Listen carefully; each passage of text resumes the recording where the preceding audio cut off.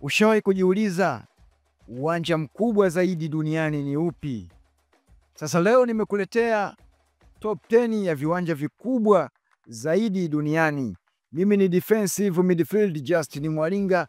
Karibu sana ndani ya Sky TV ili uweze kupata update mbalimbali za kimichezo.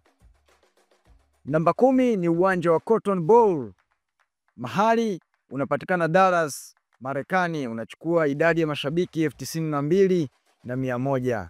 Na uwanja wa 9 ni uwanja wa Rose Bowl ambapo unapatikana Pasadena, Marekani. Unachukua idadi ya mashabiki 92,800.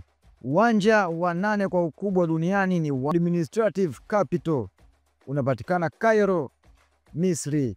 Unachukua idadi ya mashabiki 93,940.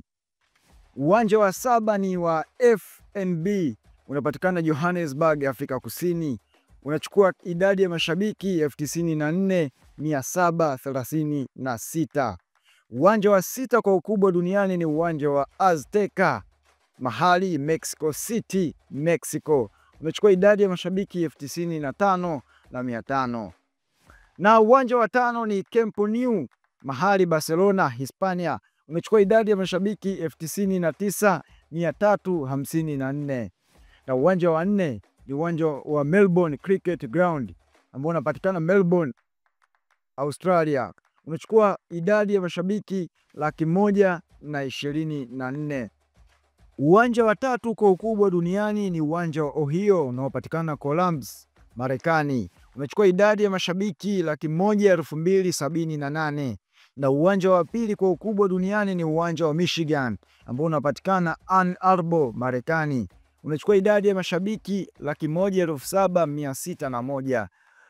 Na uwanja namba 1 kwa ukubwa duniani kote ni uwanja wa Rangrado First of May ambao unapatikana Pyongyang, Korea Kaskazini. Unachukua idadi ya mashabiki 114,000. Yes, hiyo ni top 10 ya viwanja vikubwa zaidi duniani. Najua ulitarajia kusikia viwanja ambavyo ni maarufu kama Old Trafford, Santiago Bernabeu, lakini pia uwanja wa Fly Emirates. Lakini viwanja hivyo vipo nje ya idadi ya viwanja 10 vikubwa zaidi duniani.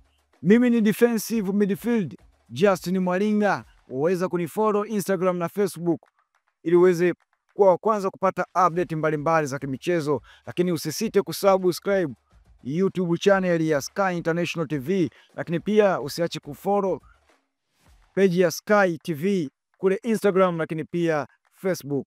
Mpaka wakati mwingine tena, bye bye.